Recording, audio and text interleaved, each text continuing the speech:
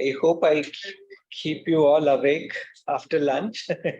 Hopefully, I'll make it interesting. So, the title of the talk is NGS-based approaches for the diagnosis of cardiomyopathy.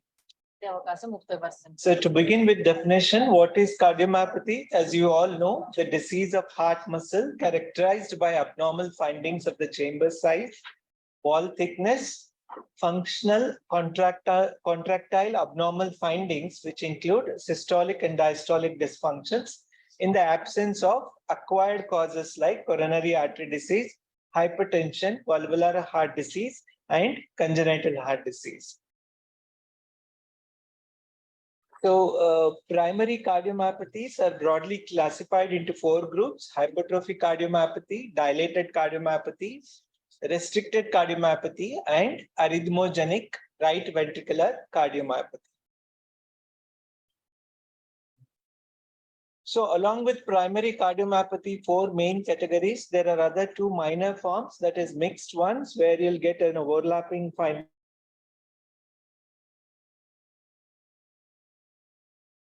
Minor form, that is LV non-compaction. Among the acquired causes, we have infant of diabetic mother, acute myocarditis, drug-induced, tachycardia-induced, and secondary causes like coronary artery disease, hypothyroidism, hyperthyroidism, sarcoidosis. It's important to remember here is, now we know that with recent research, even the recurrent acute myocarditis, drug-induced, especially the alcohol, can have genetic background, that is genetic single gene variants associated with these type of cardiomyopathies. And the other group includes the multisystem cardiomyopathy, which can range from muscular dystrophies to congenital muscular dystrophies to congenital myopathies, myotonic dystrophies, and metabolic causes common in infants and newborns like Pompe disease, fatty oxidation defects. We have mitochondrial disorders presenting as cardiomyopathy, Bath syndrome, and storage disorders. Among malformation syndromes, common we have is Noonan syndrome and related disorders.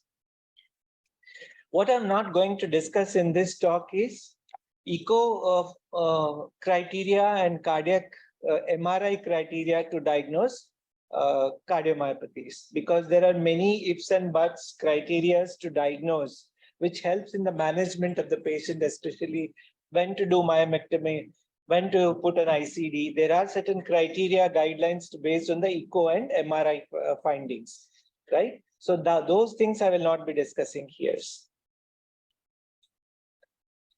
So to begin with, genetics of hypertrophic cardiomyopathy. What is hypertrophic cardiomyopathy? It basically involves left ventricle. Right ventricle also can be involved as many as 17% of the cases. It can be regional or generalized. Regional means it can be apical, septal, asymmetric involvement might be there, or it could be a generalized involvement of left ventricle. And there are many pseudonyms used earlier. Now we don't use them. The incidence is 1 in 500. In children, it is around 0.457 per lakh. So again, hypertrophic cardiomyopathy can be isolated, syndromic, and metabolic causes. How do they present clinically? It's highly variable even within the same families. It can be an isolated cardiac finding or a syndrome.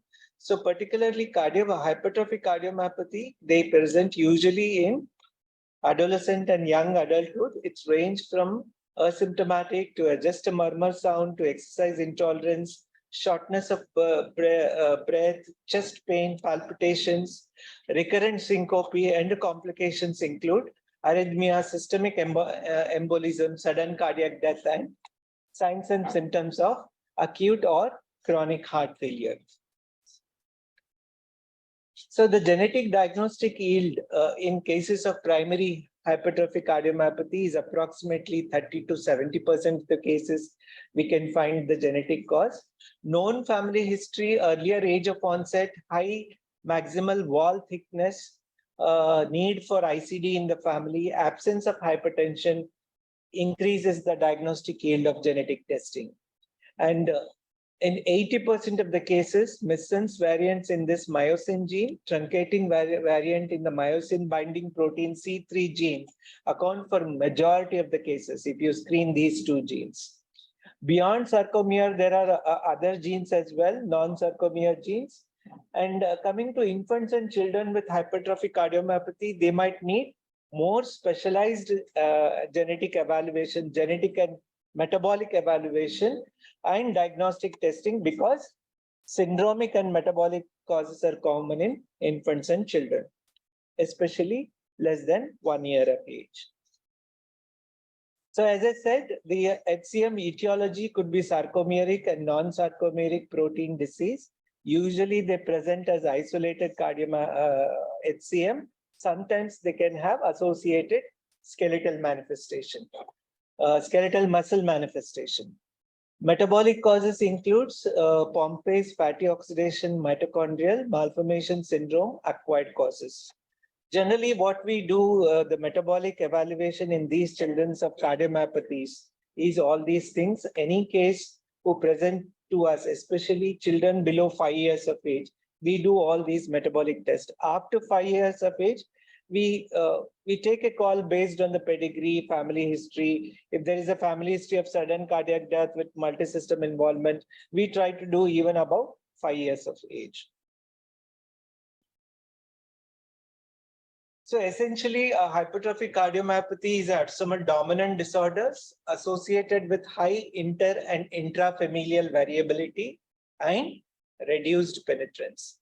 And these genetic variants, some are strong enough to cause by themselves, or some are weak. It means they will act, or the disease is penetrant only if there is a modifier gene, or if it is a biallelic mutation, or there is some environmental trigger to present them with hypertrophic cardiomyopathy. So distinction between casual and incidental variant is at times very difficult in some of the genes and its variants. So whenever you find a gene variant, especially the low frequency genes, we need to prove their pathogenicity by various tools available, starting from extended family screening, pedigree analysis, using in silico tools, segregation analysis, and also functional studies. Rarely, many of these genes which present as autosomal dominant disorders, autosomal recessive pattern of inheritance have also been described with 2 mild and moderate alleles presenting as severe disease, even lethal kind of presentation in the infants or even fetuses. So what is the need of genetic testing isolated cardiomyopathy? So the one important thing is always do genetic testing on most severe individual using particular diagnostic criteria, both echocardiography and cardiac MRI. Because cardiac MRI especially is important because that will differentiate whether it is ischemic, non-ischemic, infiltrative, non-infiltrative, inflammatory. All those things will get an idea. So whenever you have a good cardiac phenotype, clinical, echo, and MRI findings, it's easy to do the genetic test and your diagnostic aid will also increase. And the need for genetic testing is also to differentiate between a syndrome and non-syndromic forms, because prognosis and follow-up and management will differ. And also it helps in extended family screening and reproductive choices for a given family. So coming to sarcomere genes and hypertrophic cardiomyopathy, this is the sarcomere, a functional unit of muscle, which is made up of thick and thin filaments. This is the thick and this is the thin filament. This is the Z disc. The commonest genes in majority of the cases is thick filament genes, myosin and myosin binding protein C3 gene. These are the common genes. Others are at the low frequency, thin filament, Z disc proteins. And these are the non-sarcomere genes like involved in the calcium regulation. And rarely titin gene. Titin gene is involved more in the dilated cardiomyopathies. So as I said, sarcomere genes can be strong, moderate, weak. There are around 8 genes and some hotspots and founder mutations have been found. But in NGS, genes variants, in these cases are private, more are private. So best is to do always NGS in cases of all types of cardiomyopathy. You might find sometimes oligogenic report, that is two genes causing cardiomyopathy in as many as 3 to 5% of the affected individuals. So based on the pathology of the left ventricle, we can see that reverse curve HCM more likely yield of sarcomeric gene mutation compared to other forms, apical and neutral, 30 to 40%, and less likely to have sarcomere mutation is the sigmoidal one.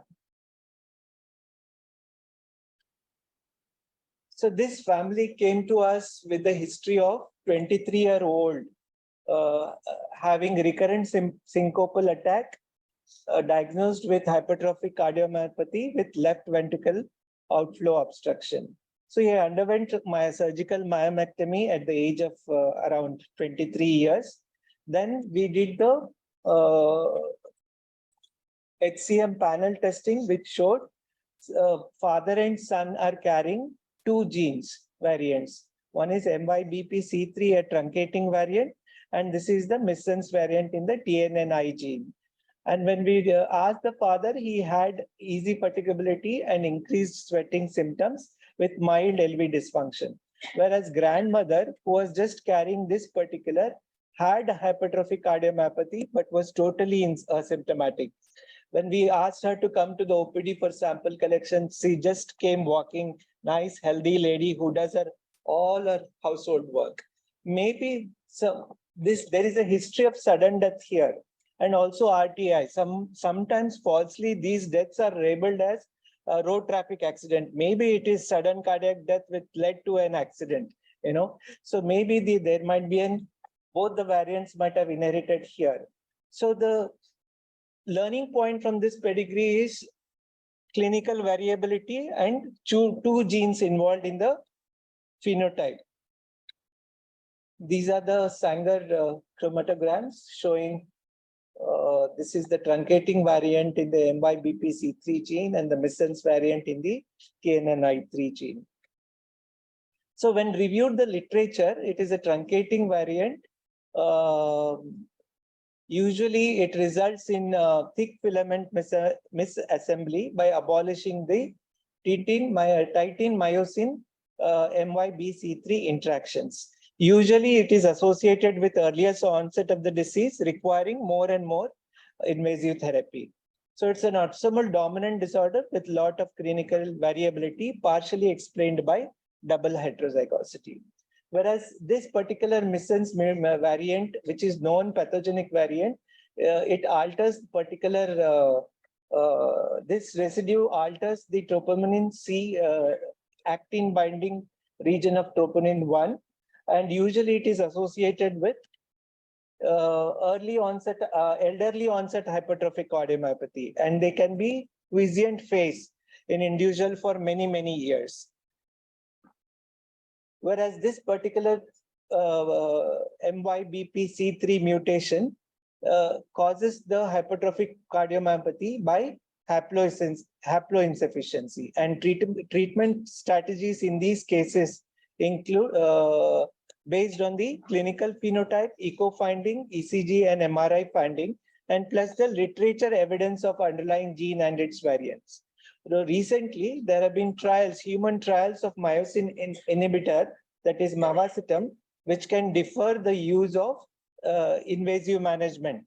That is, once you do surgical myomectomy, further recurrence can be prevented with the use of this drug. And also it has been explored that whether it can alleviate the other symptoms like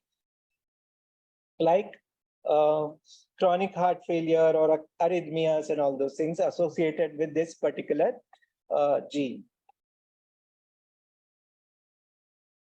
So there are non-sarcomere genes as well at a very low frequency. Whenever you get a rare gene, small families, limited literature, you should be always cautious in using that mutation for treatment strategies, as well as using them for extended family screening, unless you have a strong evidence like functional analysis, etc. So treatment, essentially treatment in hypertrophic cardiomyopathy is very simple and straightforward, right?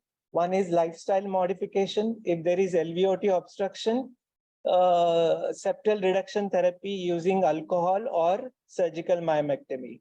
Wherever there is risk of sudden cardiac death, you use ICDs. It's very simple, right?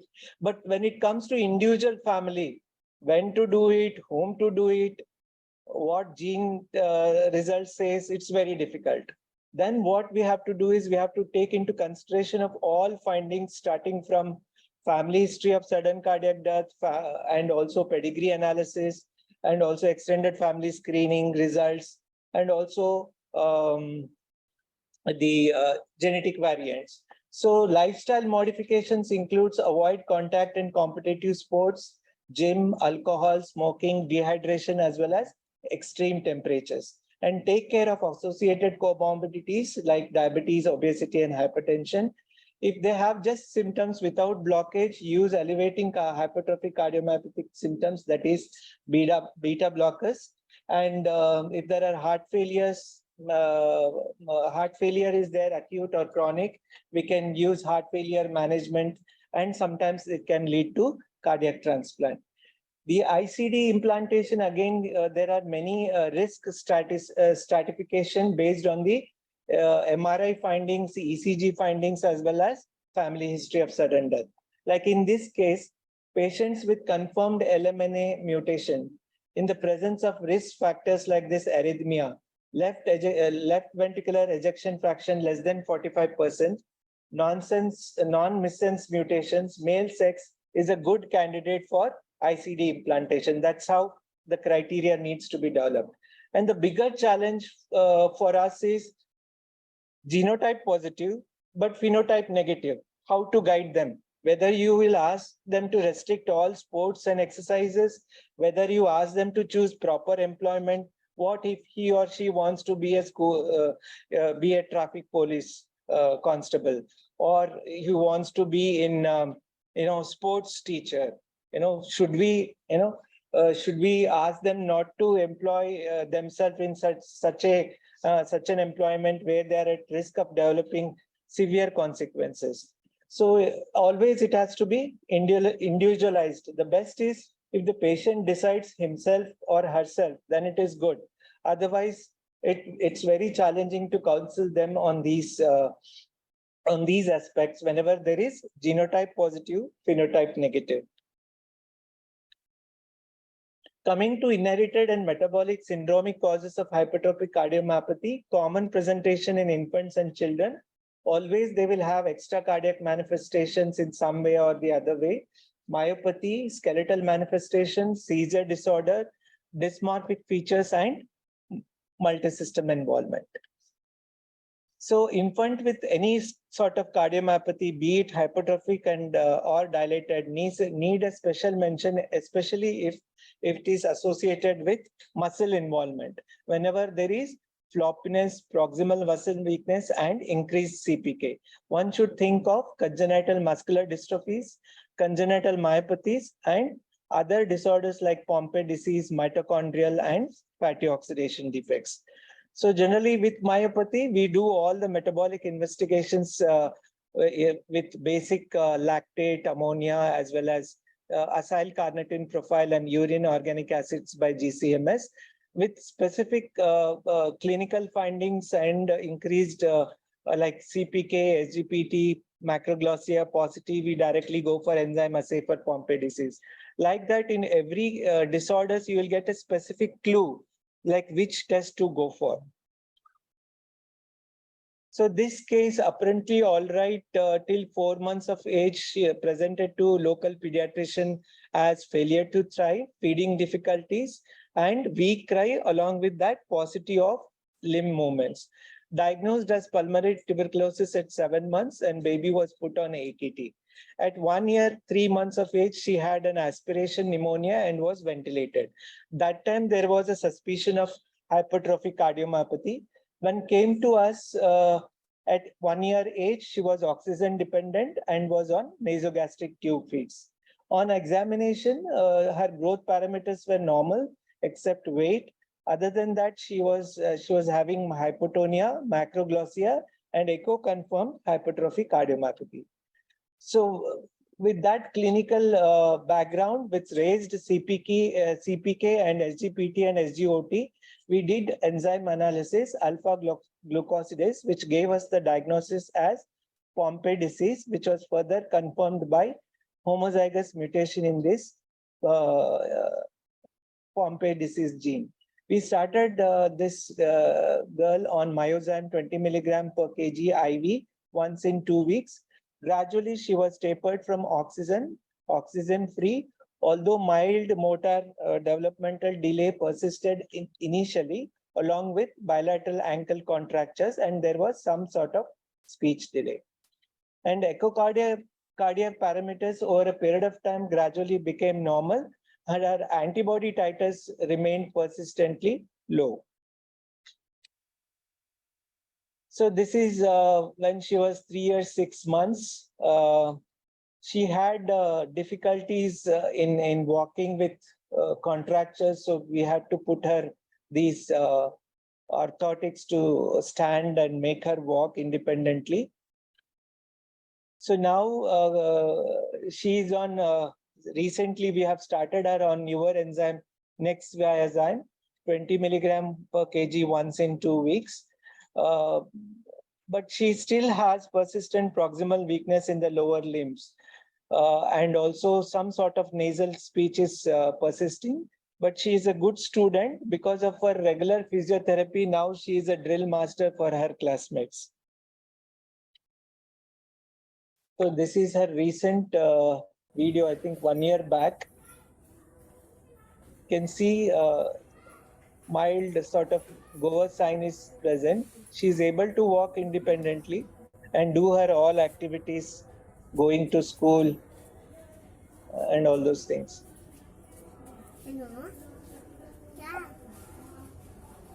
This is the only surviving infantile onset Pompe's disease at our center. Majority of them which were approved earlier, most of them died with various complications like late starting of ERT or due to antibody formation.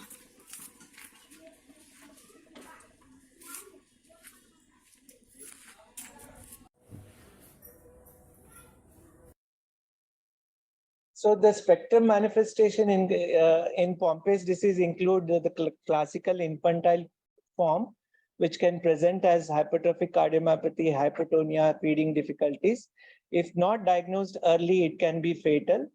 Prognosis in these cases depends upon the early diagnosis and early institution of the treatment, and also the risk of developing antibodies based on the CRIM status, and also other dealing with other complications like managing feeding problems, cardiac care, and nutrition in the initial phase.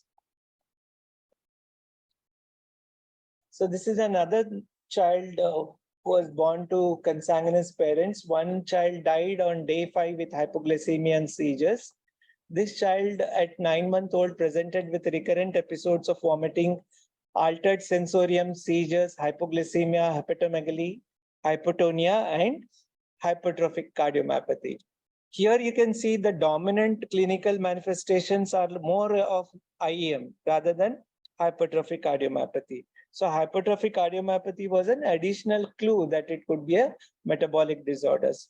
So the biochemical investigations showed typical features of fatty oxidation defects, that is dicarboxylic aciduria, along with increased C14 is to 1 ratio, and also increased C18. So it's an autosomal recessive disorder, VLCAT, which was further proved by biallelic known pathogenic variant in this particular ACADVL gene, which gave us the diagnosis of very long chain acyl-CoA dehydrogenase deficiency. And treatment in these children includes MCT-based formula, MCT oil, low-fat formula, along with that carnitine supplementation, avoiding fasting, high-fat diet, frequent feeding, prompt management of acute episodes with IV glucose and carnitine. So this is another unusual presentation in the same family, presenting with both hypertrophic cardiomyopathy and dilated cardiomyopathy. Actually, I sort of missed the diagnosis here.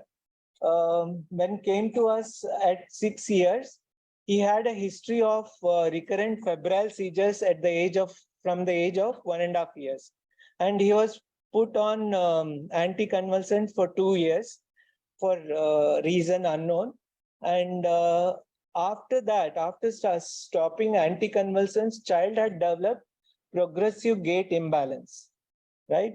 So at that time, I had asked for MRI, which showed normal. Then I asked for metabolic test, which was again sort of normal. I thought we'll do some whole exome with, the child is born to second cousins. We, didn't know what it is clearly. Then the child lost to follow-up elsewhere. Cardiac echo showed hypertrophic cardiomyopathies and CPK was raised. And when I examined this child at the 12 years on follow-up, growth parameters were normal, cognitive functions were normal, there was dysarthria, nystagmus, spasticity with absent deep tendon reflexes. So what is the diagnosis here? Any clue? Spasticity, absent deep tendon reflexes is an important clue here. Yes, it's a case of Friedreich's ataxia, which was missed earlier. Maybe they didn't follow up, or examination was not complete. They came to us basically to show me for the second child. That child presented with dilated cardiomyopathy, the 5-year-old. So when I examined, there was no ataxia, limbs tone was normal, but the deep tendon reflexes, especially the knee, was completely absent. So it's a familial case of Friedreich's ataxia, autosomal recessive disorder. It was proven by doing this particular triplet repeat in the intron 1 of the Friedreich's ataxia gene.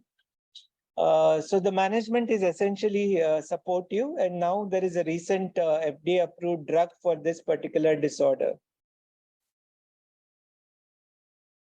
Now coming to the important causes of hypertrophic cardiomyopathy, syndromic forms is a Noonan syndrome. As I said, they are collectively called as rasopathies, and they are due to genes involved in this particular signaling pathway, which leads to hyperactivation due to gain of function variance. So this child presented to us at 1 year, 9 months, firstborn child to non-consanguineous parents. Along with hypertrophic cardiomyopathy, child has ASD. Child has typical facial features of Noonan syndrome. You can see the downslant eyes, flat facial profile, as well as low set and posteriorly rotated ears, right? And the clinical exome showed RAF1 exon 7 mutation. This is very well known pathogenic variant with, it was a de novo mutation. Now this accounts for 3 to 17% of the Noonan syndrome cases, and it is very well known gain of function in this particular gene, gain of function variants leads to hyperactivation, and dephosphorylation of this residues is a primary pathogenic mechanism in this particular cardiomyopathy cases.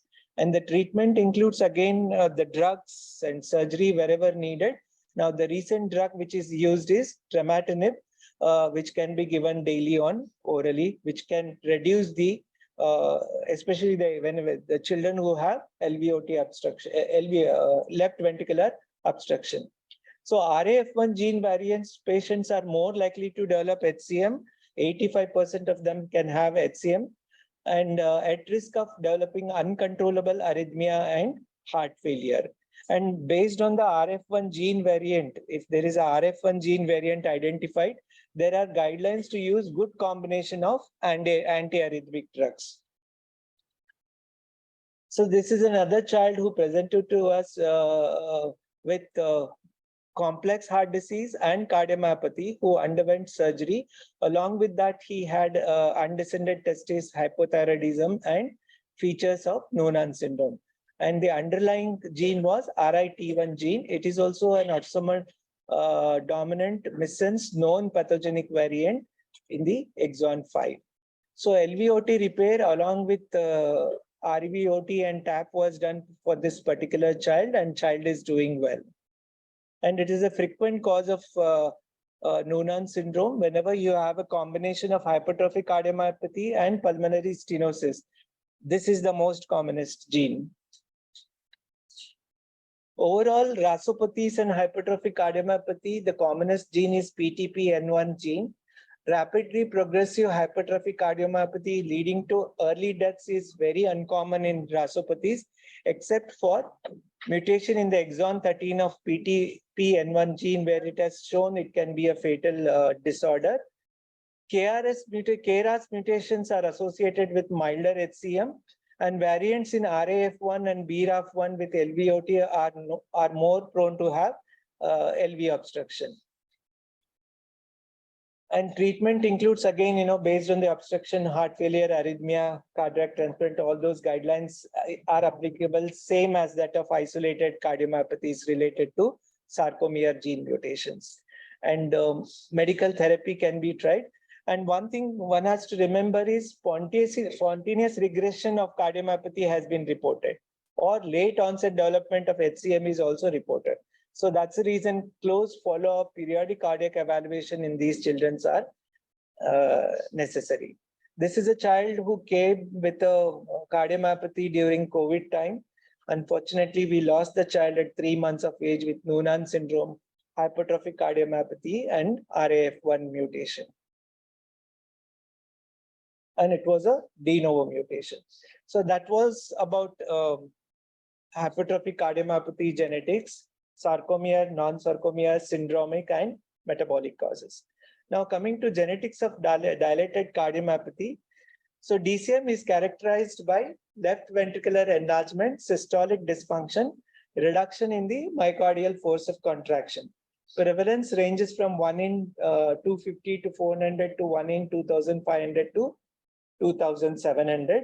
Clinical manifestations include heart failure, arrhythmias, thromboembolic episodes, and it can present as sudden cardiac death. There are various causes, including genetic and non-genetic factors. Familial segregation is seen in 30 to 50% of the cases. Non-genetic causes includes coronary artery disease, drugs, thyroid disease, viral causes, long-standing hypertension, immunological processes, autoimmune disorders, and infiltrative disorders like sarcoidosis and amyloidosis. So the one, I think I have already mentioned it, I'll mention it again. Now drugs and myocarditis, viral causes, all of them are now they are saying that more and more single gene variants are found in these cases as well, including alcohol-induced dilated cardiomyopathy. So the viral, so dilated cardiomyopathy can be acquired, syndromic, and isolated. So before saying it as isolated, one has to differentiate between inflammatory and non-inflammatory causes. In inflammatory causes, it can be viral or it can be non-viral, where non-viral inflammatory myocarditis can be autoimmune disorders, sarcoidosis, drugs, and etc. Non-inflammatory dilated cardiomyopathy are sporadic or familial, and these are the one which I'm going to discuss here, along with some metabolic and syndromic causes. Among metabolic causes, some of them, some of the IEMs can present with dilated cardiomyopathies. Endocrine disorders like hypocalcemia, hypothyroidism, we have diagnosed presenting with dilated cardiomyopathy.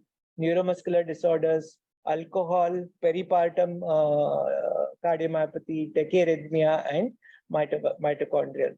Once you exclude all the metabolic, syndromic, inflammatory, infiltrative causes, then you have to think of sarcomere gene mutations.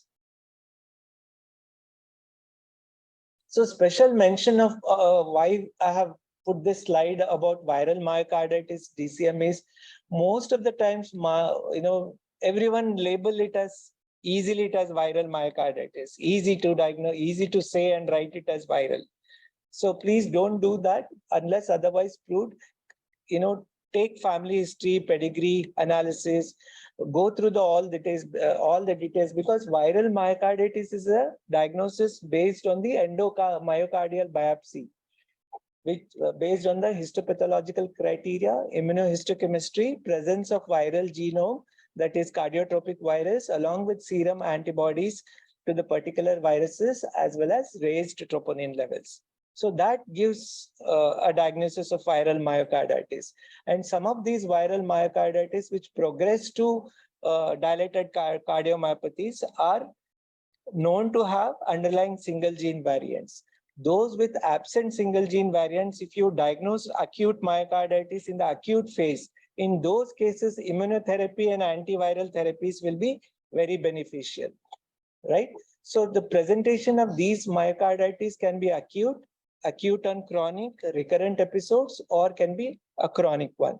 And progression of to dilated cardiomyopathy can be seen in as many as 50% of the cases. And in these, now we know that there are many gene variants, gene genetic background, that is single genes causing progression to dilated cardiomyopathy. So the different evolution in acute myocarditis can be asymptomatic, complete healing, viral clearance, progression to dilated cardiomyopathy, persistent dysfunctions leading to cardiac transplant, and persistent high arrhythmic burden. These are the different evolution in cases of dilated cardiomyopathies. So metabolic testing, routinely it is not done. I prefer to do it less than 2 years of age, irrespective of whether it is isolated, syndromic, metabolic, whatever. Less than 2 years, definitely we do metabolic testing. I think ideally we should do less than 18 years if parents are willing to do, although the diagnostic yield is less. Metabolic results, the diagnostic yield is high if there is a family history who died with dilated cardiomyopathy with multisystem involvement, or if there is associated manifestation like recurrent vomiting, seizures, encephalopathy, developmental delay, failure to thrive, hypotonia, etc. So along with that, if the basic metabolic results along with MRI, eye examination findings, it shows metabolic clues, then you go for single gene testing for further confirmation.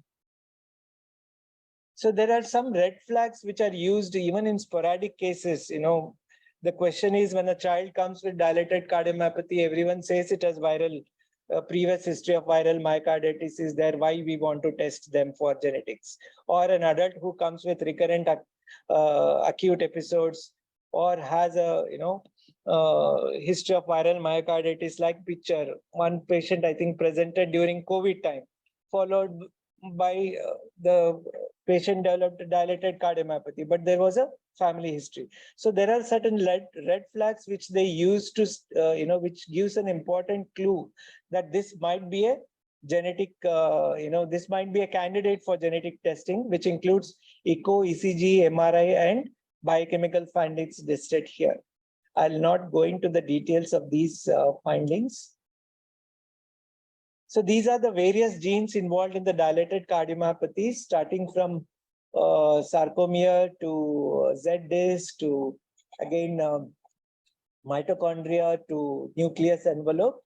These are the 6 common genes, and there are rare genes. Whenever there are rare genes, rare variants without moderate or strong evidence should not be used in clinical practice to predict the DCM, especially the at-risk family members, unless otherwise proved. You have to be very careful here. Sometimes DCM can be associated with left ventricular non-compaction. So DCM genes could be sarcomere genes, cytoskeletal genes, desmosomes. These are the various genes. These are the strong, effective, proven genes. If there are variants in this gene, there is a definitive evidence which can be used for various treatment strategies and also extended family screening. A special mention about these 2 genes here is truncating variants and MYBPC3, one particular 25 base pair deletion. As you can see, these particular truncating variants account for 25% of the cases of dilated cardiomyopathy. But at the same time, these variants are seen in 1% of the general population, right? So indicating there is an additional trigger, genetic or non-genetic, required to develop the disease. And also this particular mutation is common in Asian Indian population, published in Nature Genetics by Dandapani et al. In 2009. This particular mutation is seen in 13% of cases of dilated cardiomyopathy. At the same time, it is seen in 2.9% of the healthy population as well, indicating that modifier genes, environmental factors, which might act as a trigger. And they proposed late manifestation in these cases could also be due to impairment in this particular ubiquitin proteasome system, where there are two isoforms which are formed due to this particular variant, right? The abnormal isoform is eliminated by this EPS system. As the age advances, if the UPS system is impaired, then particular abnormal isoform will get incorporated into the heart muscles, leading to late manifestation of the disease. So this young adult, 38-year-old male, who presented with symptoms since last 15 days, breathing difficulties, no skeletal muscle weakness, and CPK normal.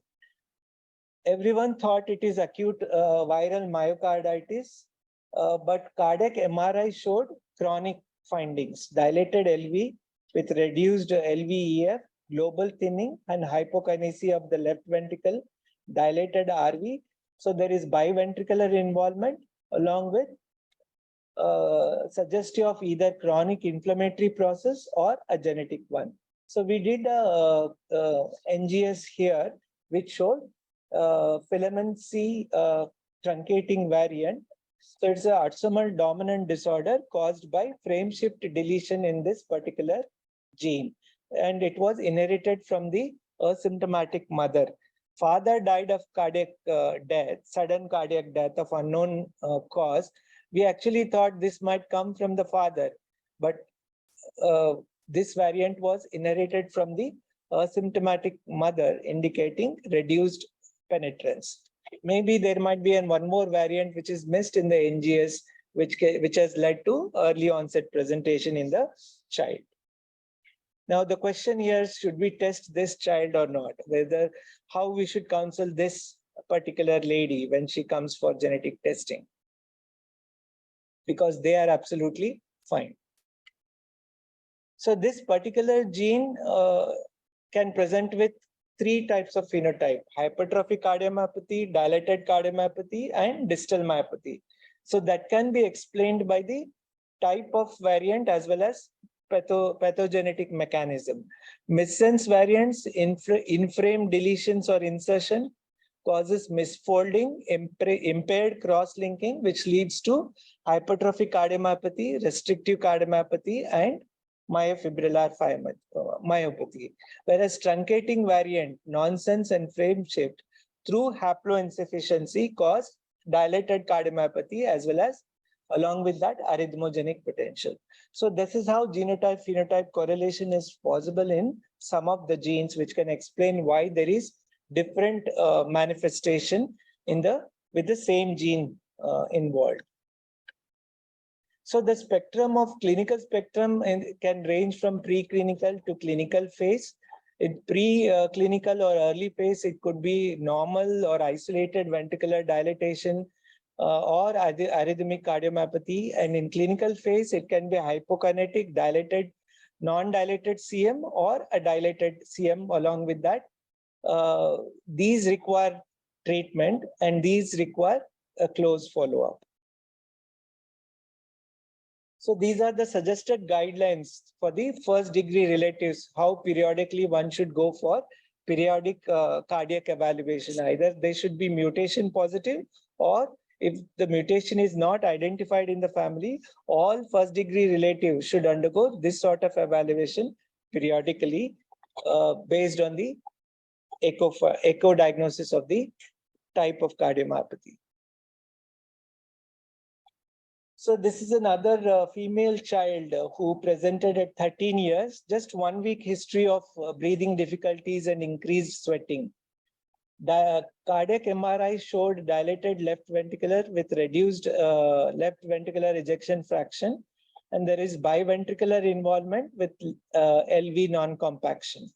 Right, the younger brother had died of DCM at the age of 4 years. And NGS showed known pathogenic variant in the TNNI3 gene. This is in the exon 1. And parents were carrier and asymptomatic. So in this pedigree, if you can see the consanguineous parents, father asked, somebody has told me not to marry within the consanguineous, I have married outside, why my children are affected? You know, that was his big question, why his children are affected. So this is MRI finding showing biventricular dilated ventricles with LV non-compaction. You can see increased trabeculations.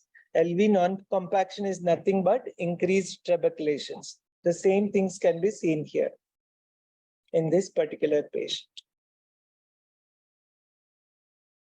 So there is a other family which is reported in the literature with the same biallelic mutation, which is early onset dilated cardiomyopathy requiring cardiac transplant in one of the siblings. Parents were carrier and absolutely normal. Saying that this gene, earlier first case which I presented was elderly hypertrophic cardiomyopathy. That was missense variant. Whereas here it is biallelic missense variant leading to earlier manifestation. So these are the biallelic variants which shows early onset and severe progressive heart failure requiring cardiac transplant, reported in the literature. Another case of familial isolated dilated cardiomyopathy. This child came at the 7 years, 6 months with the diagnosis of dilated cardiomyopathy. On medication since at the age of 8 months, was diagnosed with dilated cardiomyopathy with a history of recurrent respiratory infections. Otherwise, there were no syndromic features. Subtle dysmorphic features were deep set eyes, low set ears, which doesn't mean anything. She had signs of atopic dermatitis. So other than deep set eyes, there are no obvious syndromic features. Skeletal X-ray was fine. Her sister was investigated because of sister being symptomatic, and she's asymptomatic but reduced LV function. And she has a deep set eyes also. Both parents' cardiac echo was normal.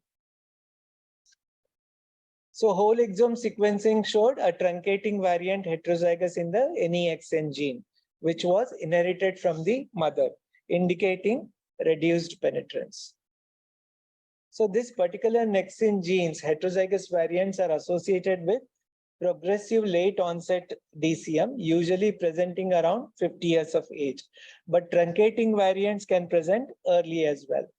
So clinical variability is seen in these cases. Heterozygous can be mild, asymptomatic. Even the transient DCM is known. It can be a late onset mild to severe DCM, or sometimes it can be a fatal DCM due to homozygous truncating variants. As I said, incomplete penetrance, age-dependent penetrance is known because additional modifier genes and non-genetic factors can play a role here. This is another family who came because first child died with sudden cardiac death. You know, she had recurrent infections. Nobody has diagnosed dilated cardiomyopathy. In this case, she came with a cardiogenic shock. X-ray showed dilated cardiomyopathy, cardiomegaly, and echo confirmed dilated cardiomyopathy. And she died at the age of 15 months. And this baby was screened because of the family history and found to have dilated cardiomyopathy, but was asymptomatic. When we did the whole exome sequencing, it showed a biallelic homozygous mutation in the NEXN gene, suggesting that autosomal recessive mutation. In spite of non-consanguineous marriage, it is homozygous. Why? generally, if it is homozygous, we say there has to be consanguinity, right? So what is it called if we see such type of finding in the report? It is called as endogamy, correct? Right? So here the parents' echo was absolutely normal. We did the maternal grandparents' echo was done because we know that heterozygous variants can have late manifestation, right? So maternal grandfather, only one grandfather showed mild LV dysfunction. Other grandparents were absolutely fine. Yes. No, always don't label it as age related. That is a common mistake everyone does. Even elderly patients, geriatric patients can have genetic predisposition, can develop some sort of cardiomyopathy. So labeling as age related is, especially if there is imbalance, ataxia, straightforward, they label it as age related, nothing can be done. So it might have an implication on the child and grandchildren. So that has to be kept in mind. So this is another familial, what does this pedigree says? Can anyone read it?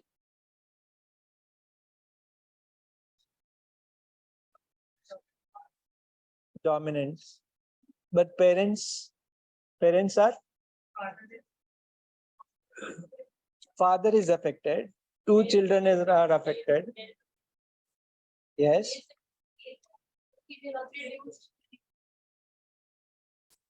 Yeah. One is it looks like autosomal dominant, right? Right. And age of manifestations are different. The children are presented at younger age. He presented at a later age after 30 years. Right. And then one more thing. They are first cousins. Right. So is it a recessive disorder then? Or it is unrelated to the father?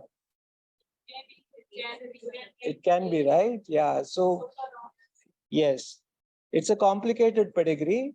So when we examine the proband, he has this curly hairs, sparse hairs, what we call it as hypotrichosis, general dry skin, and hyperkeratosis, right? You can see increased markings, dry skin, hyperpigmentation, right? Father was symptomatic from the age of 30 with dilated cardiomyopathy, and his hairs are normal. Couldn't make out whether they are usually because of dye, but definitely they are less. But palms and soles were absolutely normal. So we did an NGS which showed homozygous stop gain variant in the DSP gene. That is the desmoplakin gene, that is the desmosome gene, right? So it is a case of cardiomyopathy, dilated cardiomyopathy with woolly hair and keratoderma, right? So both parents were heterozygous. Father is symptomatic since age of 30 years. Mother is currently asymptomatic. So how do you counsel these parents and family, right? So this is the desmosome complex. This basically complex, wherever there is extra stress, mechanical stress involved tissue is there, like skin and cardiac. These desmosome complex, they try to hold the cells together. These are the desmosome genes, and the desmoplakin is here. So this gene is abnormal in this family, leading to cardiac and skin manifestation. So this particular gene can present as dominant as well as recessive disorder. It can have arrhythmogenic right ventricular involvement, or it can present as dilated cardiomyopathy as well, or it can present as just with isolated skin findings, sometimes lethal epidermolysis bullosa as well. So the different phenotypes within the same genes can be explained by the type of variants, whether it is truncating, missense, or based on the which isoform is involved. Isoform 1 is highly expressed in the heart tissue, whereas isoform 2 is highly expressed in the skin cells. So based on that, we could explain. So the management is here includes mainly dermatology and cardiac follow-up. They are higher risk for arrhythmia and sudden cardiac deaths. Now, for female, it is very well known carriers, especially females, are known to have recurrent myocardial injury, something like myocardial infarction-like episodes, acute chest pain, raised troponin levels, suggestive of clinical ECG findings suggestive of myocarditis, right? So they can have acute myocarditis-like presentation, recurrent acute, what we call it as hot faces. So this is seen in 14 to 20% of the cases carrying this particular gene.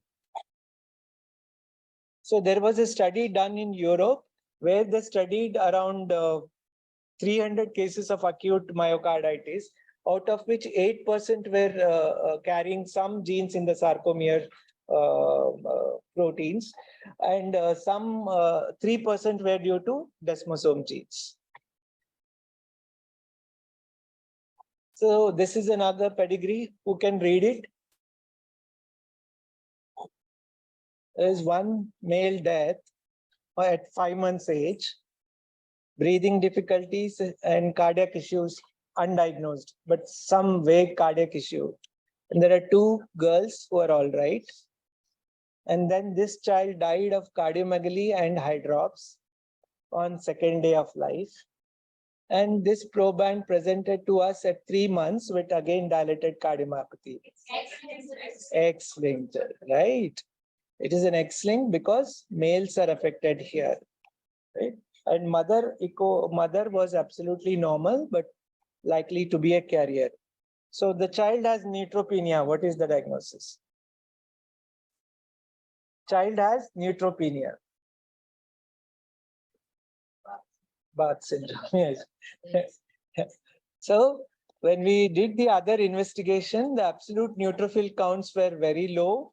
There was increased lactate. Urine GCMS showed this particular raised methyl glutaconic acid levels. And this can be absent in as many as 30% of the cases.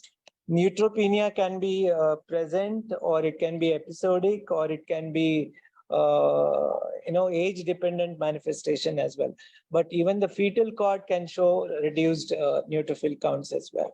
So we did the NGS, which showed hemizygous non-frame shift deletion, right? Which shows this particular gene might affect the folding and stability of this tabzin protein. So these cases of Bath syndrome can have, dilated cardiomyopathy with or without endocardial fibroelastosis, LV non-compaction. Hypertrophic cardiomyopathies is less common. Some of them can have facial dysmorphism.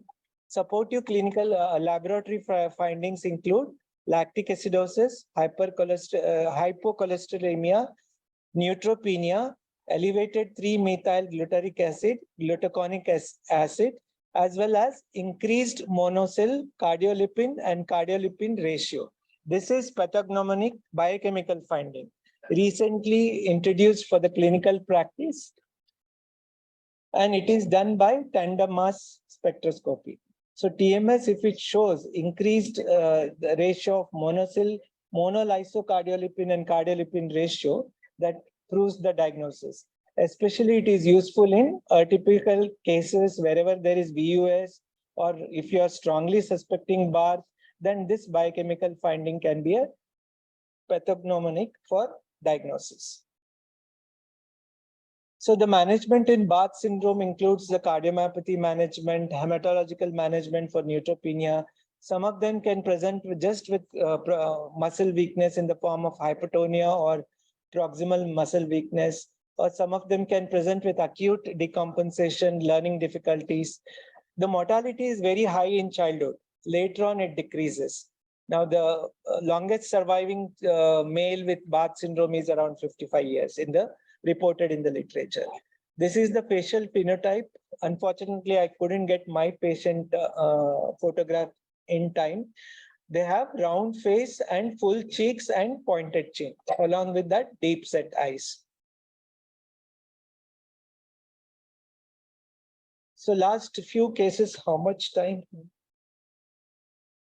The last few cases, this is another 1-month-old child who was admitted with excessive cry. This child, with a history of one child died at the age of 5 months with epileptic encephalopathy. And this child presented to us at 2 months of age with recurrent episodes of lethargy, refusal of feeds, and LV dysfunction. Along with that, seizures. Thinking of mitochondrial disorders, we started cocktails, multivitamins, etc. And this twin was asymptomatic at that time. So urine GCMS shows mild elevation of tyrosine metabolites, which means nothing, which means liver impairment. And TMS blood was normal, ammonia was normal, lactate and CPK, LFT, RFT were all normal. MRI showed some sort of white matter changes, focal white matter changes. You can see the white matter changes here in the cerebellum, here, right?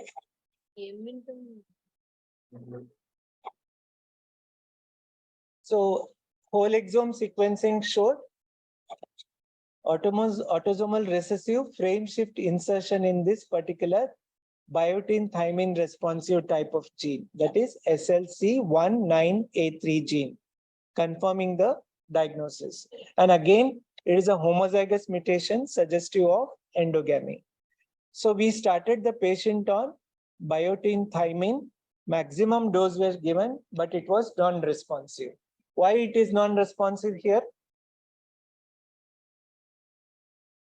Why it is non-responsive here? Generally, when we say this particular gene, most of the cases reported in the literature are thymine biotin responsive. If you give high doses in correct time, they will respond, survive, lead a healthy life. Usually they do well. So why it is not responsive to high doses of thymine and biotin is, the answer lies in the truncating variants.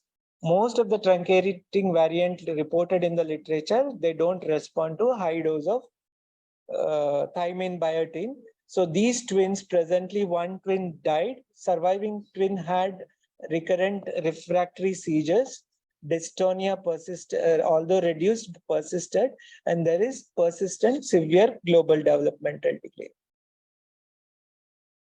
So this is another child, 2 months old, presented with LV dysfunction, symptomatic from 1 month of age, recurrent episodes of lethargy, refusal of feeds, seizures, metabolic acidosis, which is due to increased lactate, LV dysfunction, hepatomegaly, right eye ptosis, and there were seizures. When did the testing, there was liver dysfunction and increased lactate. So what would be the first clinical impression here? Mitochondrial. Yes, mitochondrial would be the first impression, or some rare IEMs, whatever IEMs we think, right? But TMS and GCMS were absolutely normal. But when we did the whole exome sequencing, it showed compound heterozygous for truncating variant in the ALMS1 gene, giving the diagnosis of Alström syndrome and autosomal recessive disorder, suggestive of rare presentation of this particular gene. So these are the other manifestation in this particular Alström disorder, which is an autosomal recessive disorder, where the commonest presentation of cardiomyopathy, infantile, 2 weeks to 4 months, whereas restrictive type of cardiomyopathy is seen in juvenile adolescent period or late 30s. So this is an unusual presentation for this particular disorder, which is very well reported in the literature. So these are the Sanger variants of this particular gene. Parents were heterozygous carriers. So neuromuscular disorders with dilated cardiomyopathy could be X-linked DMD, BMD. It could be myotonic dystrophy, Emery's Dreyfus muscular dystrophy, or LMA2 muscular dystrophy. Usually in dystrophin gene-associated dilated cardiomyopathies, it is a late manifestation in the disease. Usually you don't diagnose DMD or BMD because of DCM. You diagnose it because of calf muscle hypertrophy, proximal muscle weakness, or a Gower sign, right? So usually DCM in these typical cases is late manifestation, which is usually a cause of death in these patients. There is one more condition called as DMD associated dilated cardiomyopathy without skeletal muscle involvement. So this can be seen in some of the cases. Males will present with congestive heart failure, typically between the age 20 and 40, and with no skeletal muscle weakness. Females present later in the life, usually in the 4th or 5th decade. So here is an example which we saw this family. Uncle at the age of 45 years, he was diagnosed with dilated cardiomyopathy at the age of 30. No skeletal muscle weakness, only raised CPK is there. And this child presented with dilated cardiomyopathy, no weakness, only calf muscle hypertrophy was there and increased CPK was there. And this child was absolutely fine with only raised CPK, no dilated cardiomyopathy. Mild calf muscle hypertrophy can be noted. So this is due to this particular gene deletion was identified, and this is very well described. That is this particular diagnosis, DMD associated dilated cardiomyopathy, right? So this is the diagnosis here, suggestive of variable phenotype and spectral manifestation. Lastly, coming to restrictive cardiomyopathy, it is a dilated atria, increased ventricular stiffness with normal ventricular wall thickness and systolic function. They are at risk of sudden cardiac death, ventricular arrhythmias, heart block, and heart failure. Death usually occurs within few years of diagnosis. There is always an overlap with the other types of cardiomyopathies, and these are the genes involved in the restrictive cardiomyopathies. Coming to arrhythmogenic right ventricular cardiomyopathy, here it typically affects the right ventricular apex or the base or the right ventricular outflow tract. When we diagnose arrhythmogenic right ventricular cardiomyopathy, when ventricular arrhythmia in the absence of overt ventricular dysfunction, when ventricular tachycardia, ventricular fibrillation, sometimes atrial fibrillation is seen. So disease is progressive and is characterized by fibrofatty replacement of myocardium. So sometimes may involve the left ventricle as well. So clinically, they manifest as palpitation, recurrent syncope, and sudden death, and sometimes episodes of acute myocarditis, what we call it as hot phases. And mean age of onset is 36 plus or minus 14 years, less common in children. And this is the prevalence. And the same genes can present with arrhythmias, dilated cardiomyopathies, or hypertrophic cardiomyopathies as well. Now, the question about genetic testing in arrhythmias, it depends upon the cardiac phenotype, which cardiac phenotype. So based on the ECG criteria, one can go for arrhythmia panels as well. So in India, generally, we don't have panels. We go for a clinical exams, which covers everything, right? So that is the answer for your question. So these are the genes of arrhythmogenic right ventricular cardiomyopathy, genes of LV non-compaction. So LV non-compaction can be an isolated or it can be associated with cardiomyopathy. Sometimes it is associated with congenital heart disease as well. If you find a gentleman having LVNC as an incidental finding through executive checkup, don't do any genetic testing unless there is a family history of dilated cardiomyopathy, right? Routine testing of LVNC, if it is isolated in an asymptomatic individual, genetic testing is not indicated. So to conclude, these are the different types of cardiomyopathies, has an overlapping genetics. Every gene can cause any type of cardiomyopathy, but underlying type of variants pathology can explain why particular variant will cause this type of cardiomyopathy. So there is genotype-phenotype correlation to a certain extent in some cases and some genes. Testing will be good if the cardiac phenotype is good. Referral is good, Don't refer all the cases just like that. If you have good cardiologist and radiologist who rules out inflammatory causes, infiltrative causes, ischemic causes, then your genetic diagnostic yield and use will increase, and also your counseling will become more accurate. Of course, in all cases, think of other causes other than simple single gene disorders like metabolic, mitochondrial. Oligogenic digenetic inheritance is known in these cases. NGS-based approach is the best approach in these cases. Don't go for chromosomes, microarray, or single gene testing, common mutation, and all this. Always use panel testing, clinical exome or whole exome, whatever feasible, based on the family diagnosis. Always have a caution when the gene report says it is a low fraction genes or it's a VUS. Careful about using in screening other